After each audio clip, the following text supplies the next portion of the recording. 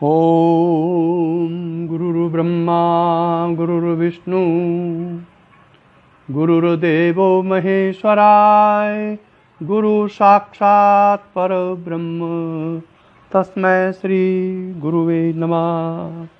नित्यं शुद्ध निराभासं निराकारं निरंजनं नित्यबोध चिदानंदं गुरुर्ब्रह्म नमाम्यहम्। यस्य पाद प्रभादस्ताय प्रपंचो भाति वासुरा तमहं सद्गुरु वंदे पूर्णानंद चिदात्मकम्। ओम नारायणी नमस्कृता नरं चैव नरोत्तमा देवी सरस्वती व्यासं ततो जयमुदीरयेत्।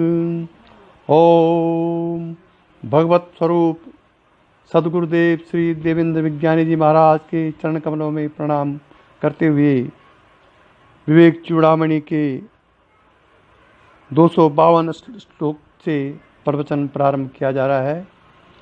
और इस यहाँ से जो प्रवचन हो रहा है उस पर ब्रह्म भावना के ऊपर ये प्रवचन किया जा रहा है। विवेक चूड़ामणि ग्रंथ पर प्रवचन श्री मृदुल तिवारी रायपुर छत्तीसगढ़ के निवेदन के अनुसार किया जा रहा है। और यह प्रवचन विवेक चूड़ामणि के मूल पुस्तक से के आधार पर किया जा रहा है। आज का प्रसंग है ब्रह्म भावना।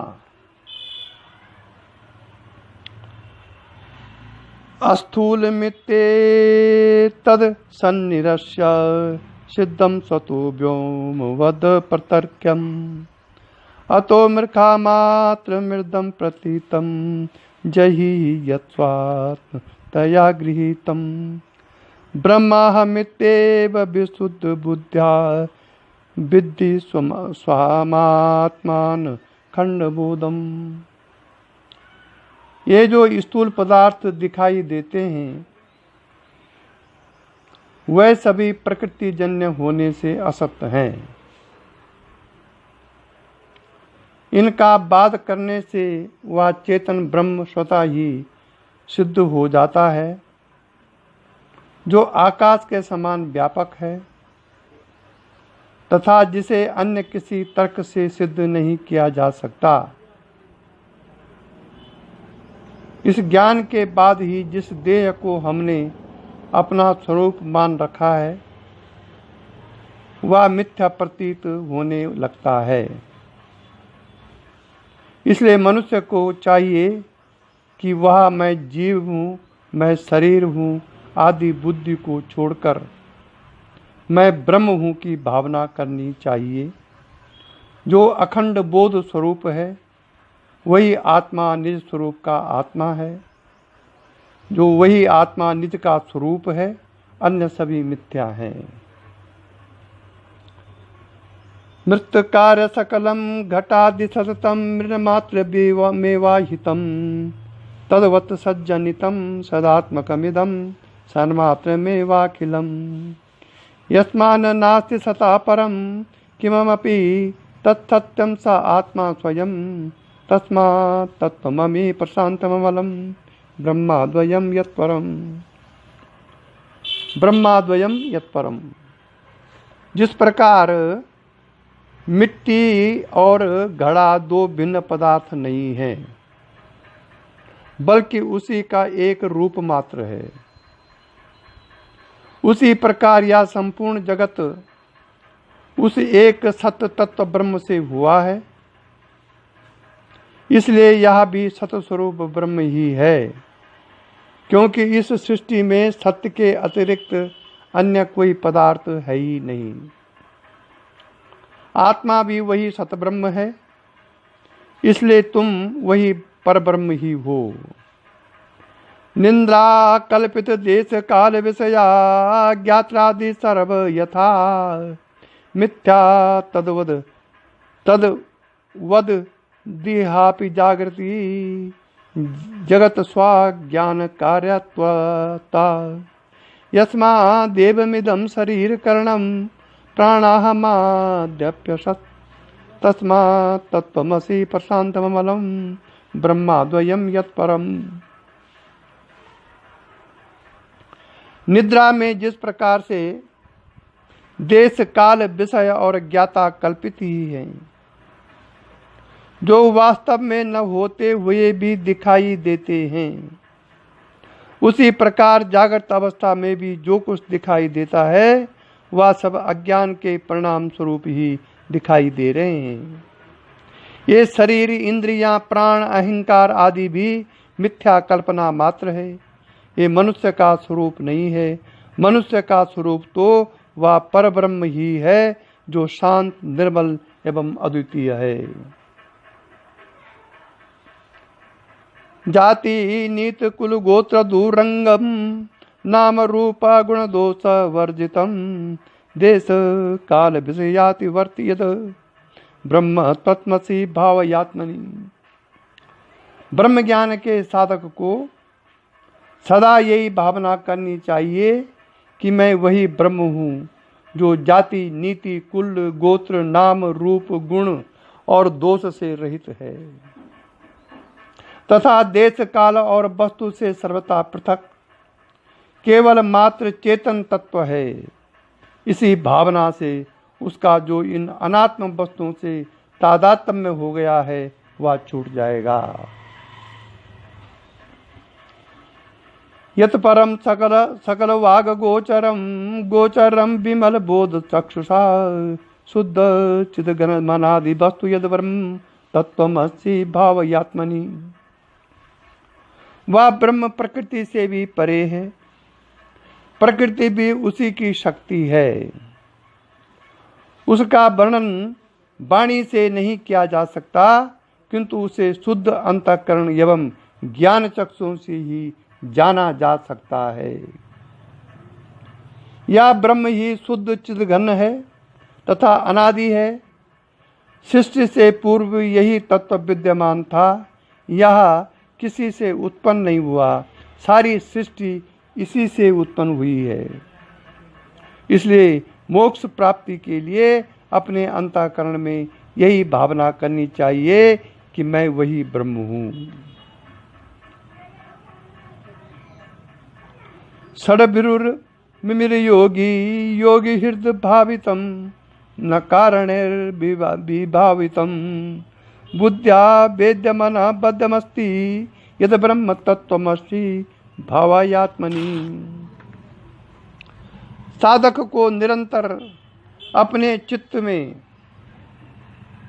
इस प्रकार का ही ध्यान करना चाहिए कि मैं वही ब्रह्म हूँ जो क्षुधा पिपासा से रहित है, जिसको इंद्रियों से नहीं जाना जा सकता, बुद्धि जिसे प्राप्त नहीं किया जा सकता, जो संपूर्ण ऐश्वर्यशाली है आदि।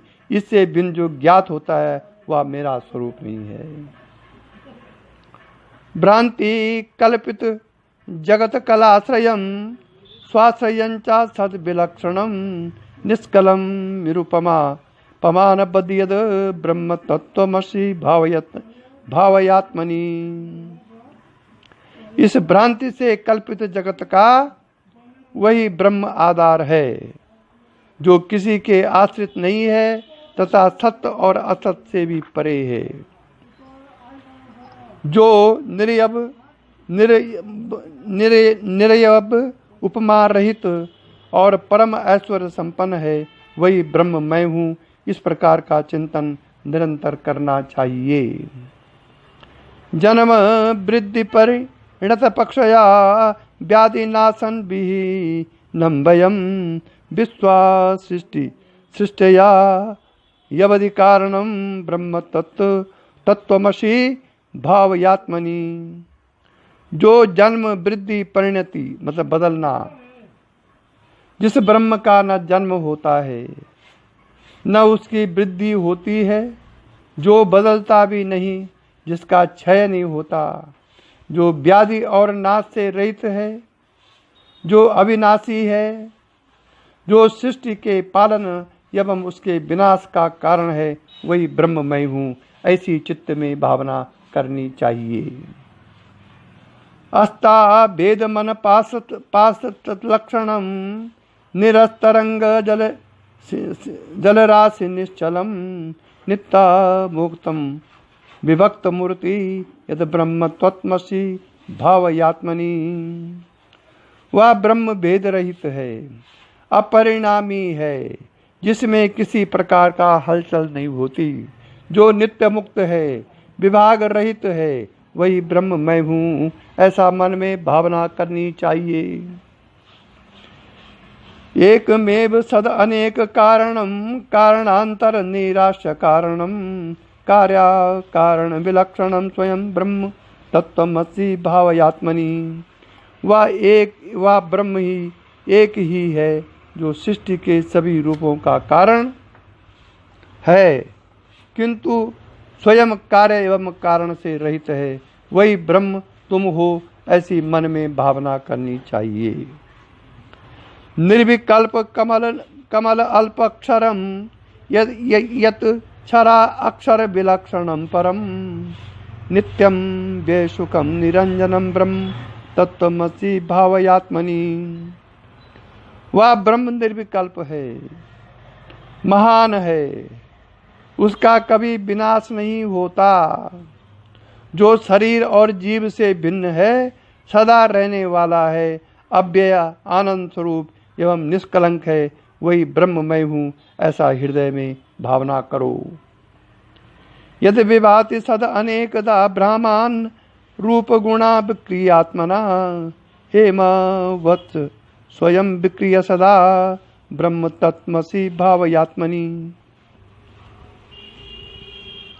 वह ब्रह्म ही एकमात्र सत्य है, जो सुवर्ण के समान निर्विकार है, किंतु जब उसके विभिन्न आकार बन जाते हैं तो अज्ञानी इन आकारों के ही रूप नाम गुण आदि को सत्य मानने लगते हैं, जबकि कुंडल सत्य नहीं है, सत्य तो सोना है। आभूषण सत्य नहीं है, सत्य है सोना जिसके वो आकार बना है, जिसके वो आभूषण बने। उनमें स्वर्ण उन्हें दिखाई नहीं देता, आभूषण ही दिखाई देता है। यही अज्ञानी की दृष्टि है, किंतु है सभी स्वर्ण ही। इस प्रकार तुम अपने को ब्रह्म जानो। यचकास्त्यन परम परात्परम प्रत्यग एक रसा आत्मलक्षणम सत्य चित सुख मनन अनंत अभयम ब्रह्म तत्मसि भावयात्मनि। वह ब्रह्म प्रकृति से भी परे है, अव्यक्त प्रकृति भी उसी की शक्ति है, जो स्वयं प्रकाशमान है, उससे भी परे कोई नहीं है। वह एक रस एवं सबका अंतरात्मा है। तुम वही ब्रह्म हो, तुम वही ब्रह्म हो, तुम वही ब्रह्म हो, ऐसी मन में भावना करो। उक्तम अर्थ मिम आत्मनि स्वयं भावयेत प्रसिद्धि युक्ति विदया संशयादिरहितम कराम्बुवत तेन तत्व निगमो भविष्यति। आत्मज्ञान की कई विधियां विभिन्न धर्म ग्रंथों में बताई गई हैं, किंतु वेदांत की अलग ही विधि है, जिसमें कोई क्रिया नहीं है, बल्कि विचार करने से ही ब्रह्म ज्ञान हो सकता है। पर विचार तब होगा जब आप योग या शक्तिपात के साधना द्वारा शरीराध्यास को समाप्त करेंगे। कोरे विचार से कुछ नहीं होगा, केवल अक्षरों के विचार करने से कुछ नहीं होगा। इसमें शक्तिपात विद्या बड़ी काम करती है, क्योंकि शक्तिपात विद्या प्राण विद्या है, और मन प्राण जब इतने शुद्ध हो जाते हैं, जब प्राण विद्या इतनी ऊपर उठ जाती है, तो स्वाभाविक आपका देहाध्यास घटना शुरू हो जाएगा, और देहाध्यास जो ही घटना शुरू होगा, त्यों ही आपकी दृष्टि शरीर के अंदर जो चेतन तत्व है उस पर जाएगी, क्योंकि इन चेतन तत्व के ही आधार पर क्रियाएं होती हैं। विधियों को अपनाने से अहंकार बढ़ जाता है तथा वह विधि में ही भटक जाता है, जो उसका बंधन बन जाती है। यह है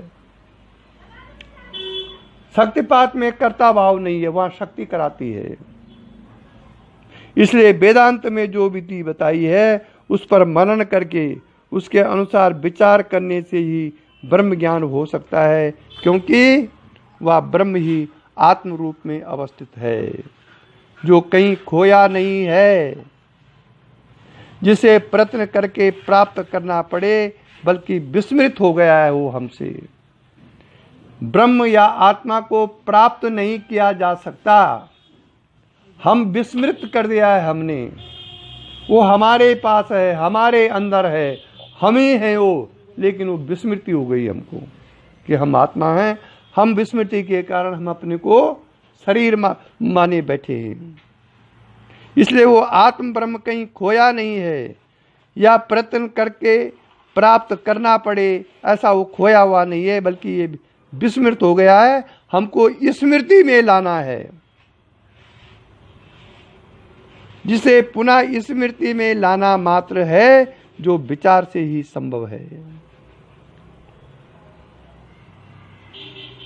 पर पत्रम नैव यदा करीरुविटुपे दोषो बसंतस्य किम नीलूको प्यवलोकते यदि दिवा सूरस्य किम दूषणम बरसा नैव पतन्ति चातक मुखे मेघस्य किम दूषणम यत पूर्व विधिना ललाट लिखितम तन्मार्जितुम का क्षमा।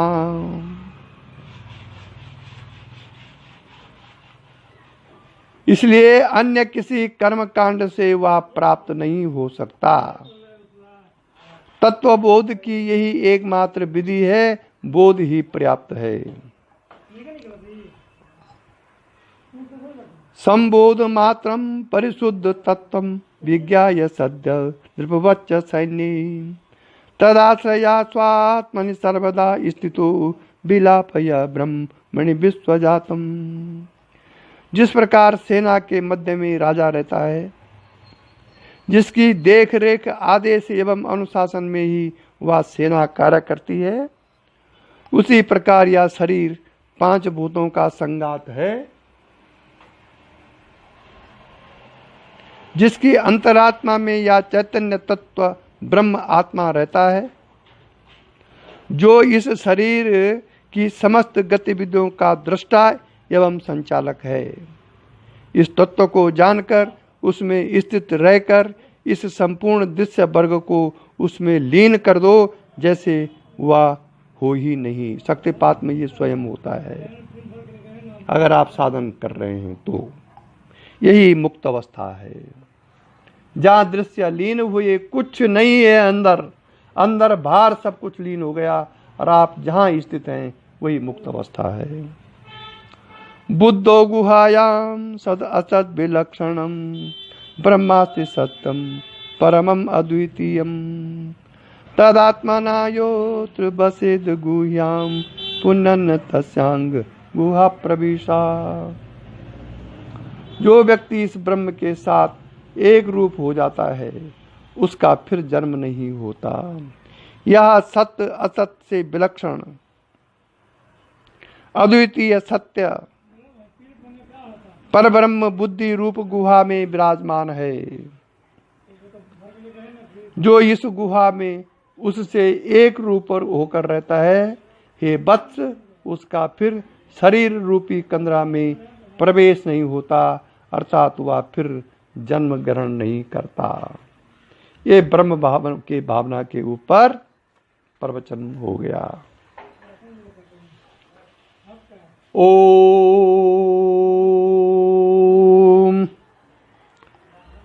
अब है अध्यास निराश।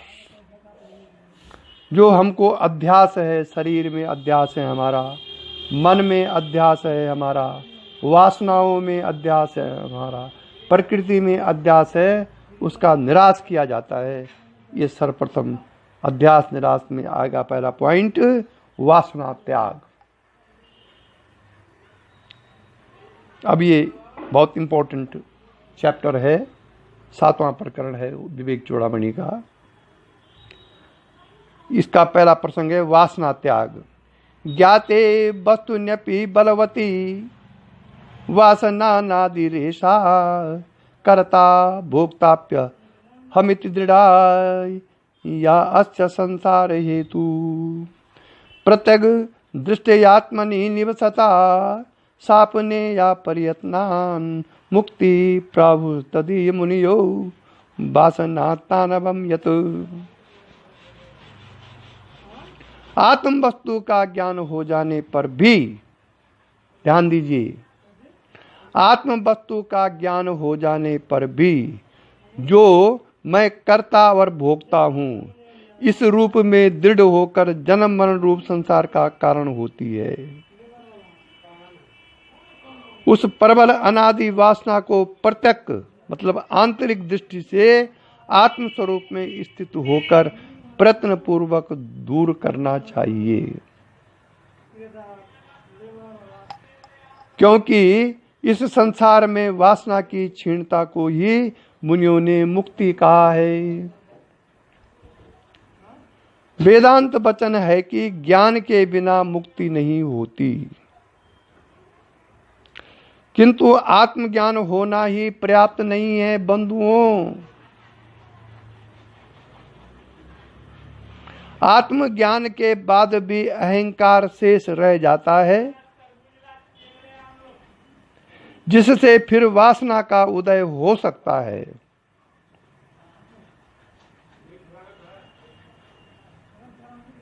अहंकार के बच रहने से ही व्यक्ति फिर अपने को कर्ता एवं भोक्ता मानने लगता है, जो उसके फिर जन्म मरण का कारण बन जाता है। अहंकार के कारण वासना बीज रूप में विद्यमान रहती है, अतः वासना के त्याग के बिना मुक्ति नहीं हो सकती। इसलिए इस वासना का प्रयत्न पूर्वक त्याग करना चाहिए।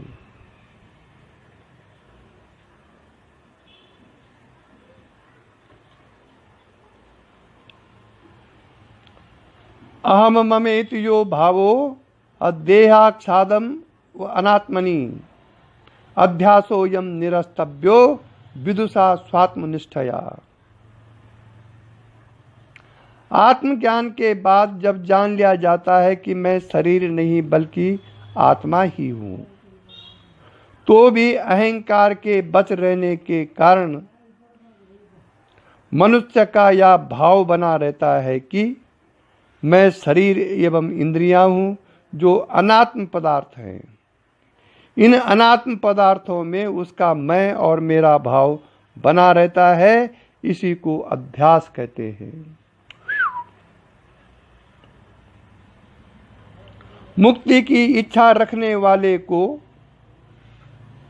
इस भाव को भी दूर कर देना चाहिए कि मैं शरीर हूं, तभी मुक्ति संभव है। अन्यथा वासना का यह बीज अवसर पाकर फिर मनुष्य के संसार का कारण बन सकता है। इसलिए कोई भी वासना यदि कारण शरीर में बीज रूप में रह गई तो उस वासना के कारण आपका नया जन्म हो सकता है। इसलिए वासना को समूल नष्ट करो, और वासना समूल नष्ट होगी विवेक पूर्वक भोगने से, परमात्म चिंतन करने से और शरीराध्यास को समाप्त करने से। 3 प्रकार से। ज्ञात्वा स्वं प्रत्यग आत्मनम बुद्धि तद्वृत्ति साक्षिणम सोहम इत्येव सद्वृत्त्या नात्मन्या आत्मत्यजहि। अनेक जन्मों से मनुष्य की अनात्म वस्तुओं में आत्मबुद्धि हो गई है, किंतु आत्मज्ञान के बाद जब जान लिया कि मैं आत्मा हूं, जो बुद्धि एवं उसकी वृत्तियों का साक्षी है, तो उसके बाद अनात्म वस्तुओं में दृढ़ हुई आत्मबुद्धि का त्याग कर देना चाहिए। अन्यथा यह मन फिर वासनाग्रस्त हो सकता है। पर आजकल क्या है, गुरु शिष्य अंध बगीर कर ले खा। गुरु शिष्या अंध बगीर कर ले हे खा, एक न सुनहि एक नहीं दे हे खा। तुलसीदास ने रामचरितमानस में कहा है कि एक समय ऐसा आएगा कलयुग में जब गुरु और शिष्यों का जो मिलन है वो अंधे और बहरों की तरह होगा। जैसे अंधे बहरे मिलते हैं ना सड़क में या किसी घर में, ऐसे ही गुरु शिष्यों का मिलन होगा। शिष्य सुनेगा नहीं क्योंकि वो बहरा हो गया है, भौतिकता के प्रताप से, भौतिकता के चकाचौंध में वो बहरा हो गया है, इसलिए शिष्य सुनेगा नहीं। और गुरुजी अपने अंतर आंख से देखेंगे नहीं कि मेरा शिष्य क्या कर रहा है, क्योंकि अंदर की आंख तो गुरु की है ही नहीं। जिस गुरु के पास अंदर की आंख नहीं है वो शिष्य की आंख को कैसे खोल सकेगा। इसलिए गुरु करो जानकर और पानी पियो छानकर, ये शास्त्र कहता है। अब गुरु को कैसे जाने, फिर प्रश्न उठता है। गुरु को इसलिए जानो कि जब गुरु के पास जाकर के आपको गुरु के वार्ता द्वारा, गुरु के स्पर्श के द्वारा, गुरु की दृष्टि के द्वारा कुछ अलौकिक अनुभव प्राप्त हो जाएं। ऐसे अनुभव जो विचित्र हैं, अलौकिक हैं, समझ लो वास्तविक गुरु है ये है जानकर। और पानी पियो छानकर। अगर पानी गंदा है, रेत है उसमें, तो पतले कपड़े से उसको छान कर पियो, वैसे पियो तो गला फट जाएगा। इसलिए लोकानुवर्तनम त्यक्त्वा, त्यक्ता देहानुवर्तनम, शास्त्रानुवर्तनम त्यक्त्वा स्वाध्यासापनयम कुरु, स्वाध्यासापनयम कुरु। क्या करना चाहिए साधक को? वासना चाहे किसी प्रकार की हो, किसी भी प्रकार की हो वासना, संसार की हो, देह की हो अथवा शास्त्रों की हो, सभी छोड़ देनी चाहिए यदि मुक्ति चाहते हो तो, क्योंकि फिर शास्त्रों का भी कोई प्रयोजन नहीं रहा। उसे छोड़ ही देना चाहिए। उसी प्रकार शास्त्र मात्र मार्ग निर्देशक ही है। जब पहुंच गए तो फिर शास्त्रों का कोई प्रयोजन ही नहीं रहा। इसलिए अंत में उन्हें भी छोड़ देना चाहिए। जिसे छोड़ने की इच्छा नहीं होती वह फिर बंधन का कारण बन जाता है। गुरुजी इस श्लोक को बहुत बोलते थे, हमारे गुरुदेव। बहुत बार उन्होंने इसी श्लोक से मुझे आत्मज्ञान के बारे में समझाया। संभवतः उस समय कुछ वासनाओं से मैं जकड़ा हुआ था, लोकेशना से, शक्तियों का प्रयोग करना, फिर उसका वर्णन गुरुजी से करना, ये मेरा बहुत रहा 8-10 साल तक दीक्षा के बाद। तब ये उस लोग बोलते थे वो कि लोकानुवर्तनम त्यक्त्वा, त्यक्त्वा देहानुवर्तनम, शास्त्रानुवर्तनम त्यक्त्वा स्व अध्यासमपनयम कुरु। जिसे छोड़ने की इच्छा नहीं होती, इसका मतलब वही आपका बंधन का कारण बनेगा। वासना के कारण ही मनुष्य वस्तुओं को पकड़ता है। इसलिए इन तीनों की वासना का भी त्याग कर देना चाहिए। कौन तीनों? लोक वासना। लोक वासना माना संसार में मेरा नाम हो, लोग मुझे जाने, लोग मुझे अच्छा आदमी माने, लोग मेरे चरणों में गिरे हैं, लोग मुझको समाज में बड़ी प्रतिष्ठा दें, इसको बोलते हैं लोक वासना। देह वासना, देह को चमकाना, साबुन से रगड़ना, इत्र लगाना, देह में अपने देह में अभ्यास करके संसार में चलना, कि मैं बहुत सुंदर दिखूं, बहुत अच्छा दिखूं, यह हो देह वासना। शास्त्र वासना मतलब मैं विद्वानों में अग्रगण्य रहूं, शास्त्रों का मुझे ज्ञान हो। शास्त्र का प्रयोग वहीं तक करो जहां तक वो आत्मज्ञान में निर्देशन देते हैं। रटो मत उनको, उनसे ज्ञान ग्रहण करो थ्योरेटिकली और फिर प्रैक्टिकल ज्ञान साधना से करो। इसको बोलते हैं शास्त्र वासना। और फिर एक बात क्या है, वासना का भी त्याग कर देना चाहिए, ठीक है, पर जिस वासना का त्याग ही न हो सके आपसे उसका क्या करना चाहिए। अगर हम में इतनी बड़ी ताकत होती वासना को त्याग करने की तो साधना की फिर क्या आवश्यकता थी। वहां पर शास्त्र कहता है कि स्वाभाविक रूप से जो होता है उसे होने देना चाहिए, उसे जबरदस्ती रोकना भी वासना ही है। नारायण बोलना पड़ेगा। किसी के प्रति कोई आग्रह न हो, ऐसा जीवन बना लेना चाहिए। इस प्रकार आत्मा में जो अभ्यास हो गया है उसे छोड़ देना चाहिए। नारायण।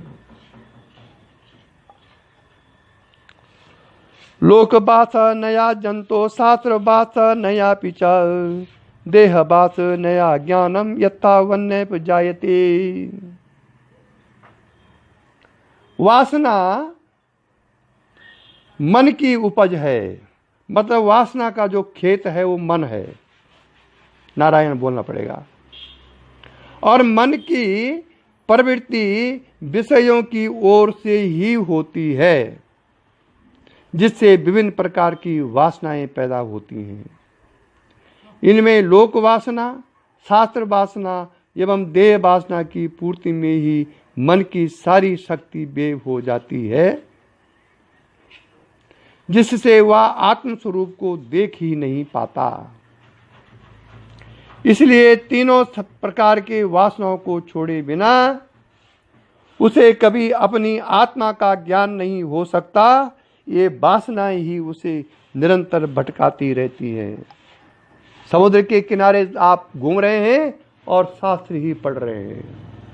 ये नहीं कि समुद्र के किनारे घूम रहे हैं तो समुद्र से ज्ञान प्राप्त करें। किस समुद्र में जो लहरें उठ रही हैं वो केवल नाम रूप है। इस समुद्र में जो फेन उठ रहे हैं वो केवल नाम रूप है। वास्तव में ये जल ही है जो समुद्र से अलग दिखाई दे रहा है, और वास्तव में समुद्र ही मेन है। समुद्र के कारण ये लहरें हैं, समुद्र के कारण ये तरंगे हैं, समुद्र के कारण ये फेन है। लेकिन जिनको लोक वासना और शास्त्र वासना होती है वो समुद्र के किनारे घूम रहे हैं और शास्त्र को रट रहे हैं। वासना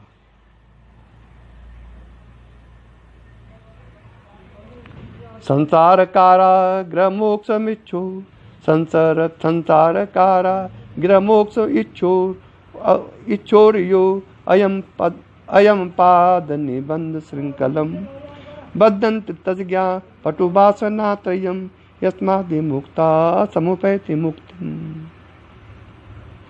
जो ब्रह्मज्ञ है, जिनको ब्रह्म ज्ञान हो गया है, उन्होंने इन तीनों प्रकार की वासना को ही संसार बंधन का कारण माना है। ये ब्रह्म ज्ञानियों का अनुभव है। ये संसार बंधन नहीं है, न इनके भोग बंधन है, बल्कि इसके प्रति जो वासना है, आसक्ति है, राग है, वही बंधन है,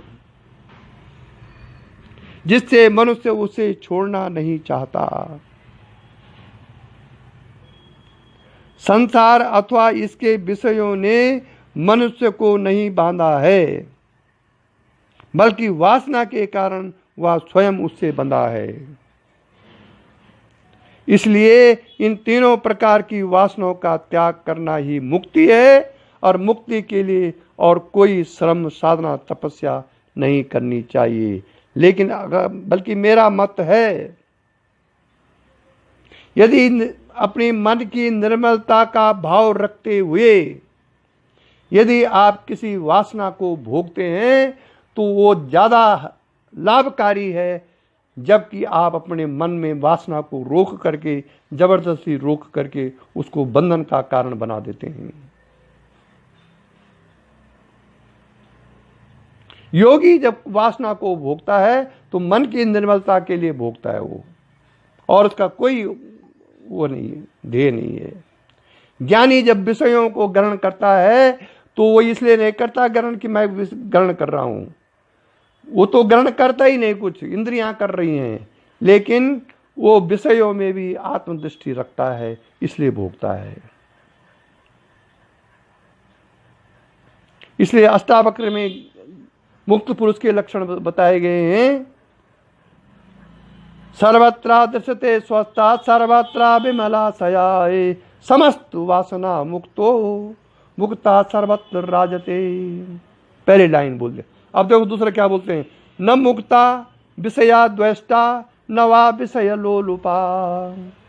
मुक्त पुरुष विषयों से द्वेष नहीं करता कि नहीं नहीं मैं तो समोसा नहीं खाता, नहीं नहीं मैं सभा में नहीं जाता, नहीं नहीं मैं किसी का नाच नहीं देख सकता।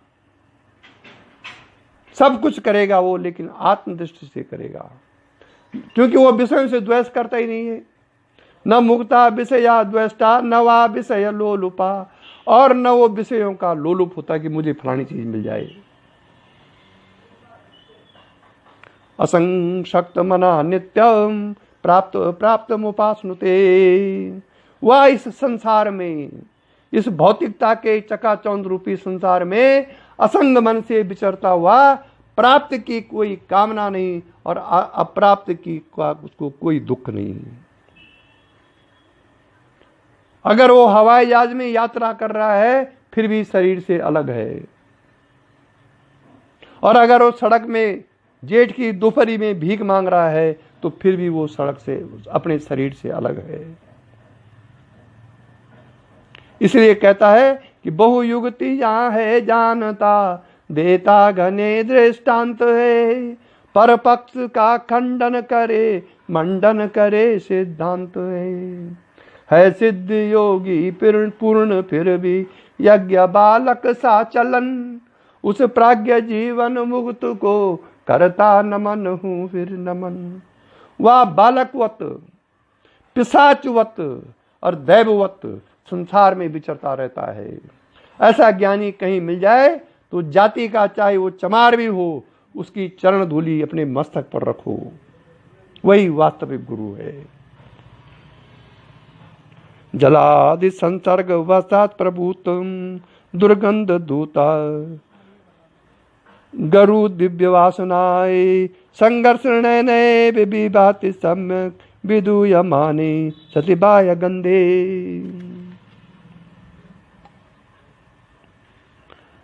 अंताश्रितानंद दुरंत वासना धूलि बिलवता परमात्म वासना, प्रज्ञाति संघर्षण तो विशुद्धा प्रतीयते चंदन गंधवत स्फुटम। शुद्ध बुद्धि ही आत्मस्वरूप को जानने में सक्षम है, किंतु जब उस पर वासना का आवरण चढ़ जाता है तो उसका आत्मस्वरूप लुप्त होकर वासना युक्त आवरण की प्रतीति होने लगती है। जब वासना का यह आवरण दूर हो जाता है तो आत्मा पुनः अपने शुद्ध रूप में प्रकट हो जाता है। इसलिए वासना त्याग ही मुक्ति का कारण है।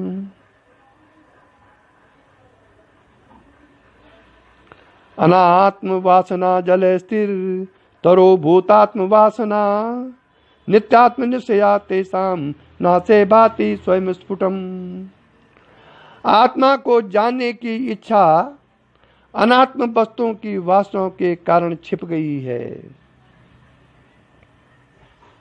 मनुष्य अनात्म वस्तुओं की ही वासना करता है जो नित्य नहीं है तथा मनुष्य को कभी सुख नहीं दे सकती। यही वासना जन्म मृत्यु का कारण भी है। इसलिए बुद्धिमान पुरुष को इनकी वासनाओं का त्याग करके निरंतर आत्मनिष्ठा में स्थित रहने से इन अनात्म वस्तुओं को वासना अपने आप छूट जाती है तथा आत्मा का स्वरूप स्पष्ट भासने लगता है। अब कितना सरल तरीका बता रखा है वेदांत में। विशेषकर शक्तिपात वालों के लिए ये बहुत सरल वासना है। अगर आप लगातार यही धारणा बना रखे हैं कि मैं शरीर नहीं आत्मा हूं, तो आत्मा का प्रतिबिंब का आनंद तो आपको साधना में, सोए में, जागृत में, स्वप्न में हो ही रहा है। और जब इस प्रकार की धारणा बना बना करके आप जाएंगे तो अनात्म वस्तुएं स्वाभाविक रूप में हट जाएंगी। इसलिए यथा यथा परतग अवस्थित मनस तथा तथा मुंचति बाह्य वासनाम निशेष मोक्षे सति वासनात्मा आत्मानुभूति प्रतिबंध शून्या। जिस प्रकार अंधकार को सीधा नहीं हटाया जा सकता, दीपक जलाना ही उसे हटाने की एकमात्र विधि है, उसी प्रकार आत्मज्ञान के अभाव में ही मनुष्य अनात्म वस्तुओं की वासना करता है। इन वासनाओं को सीधा दूर नहीं किया जा सकता। पंचाग्नि तप करने, भूखे रहने, शरीर को सताने, धन संपत्ति छोड़ देने, नग्न हो जाने आदि से वासनाएं छूटती नहीं हैं, बल्कि और गहरी होती हैं। क्योंकि झोपड़ा छोड़ देने से महल नहीं मिल जाता, बल्कि महल मिल जाने पर झोपड़ा अपने आप छूट जाता है। इसी प्रकार आत्मज्ञान से ही सभी प्रकार की सांसारिक वासनाएं अपने आप छूट जाती हैं। उन्हें प्रयत्न करके छोड़ना नहीं पड़ता। जब तक उच्च की प्राप्ति नहीं हो जाती, तब तक निम्न को छोड़ना असंभव है। ये वासनाएं धर्मगुरुओं के उपदेशों से छूटने वाली नहीं हैं। आज तक किसी की नहीं छूटी। धर्मगुरु स्वयं उपदेश देने की वासना से ग्रस्त हैं, जिससे उनके अहंकार को तुष्टि मिलती है, इसलिए उनका कोई प्रभाव नहीं होता। वासना त्याग का एक ही उपाय है, मन को अंतर्मुख करके निरंतर आत्मचिंतन में लीन रहना। इसी से वाह्य वासनाएं छूट जाती हैं तथा मनुष्य जब इनसे मुक्त हो जाता है तो आत्मा के सभी बंधन अपने आप छूट जाते हैं। यही मोक्ष की अवस्था है। इसलिए निरंतर आत्मचिंतन में ही रत रहना वासना त्याग की विधि है। इसी के साथ आज का प्रवचन समाप्त हुआ। अब कल होगा अध्यास निराश। ये हुआ वासना त्याग पर, कल होगा अध्यास निराश।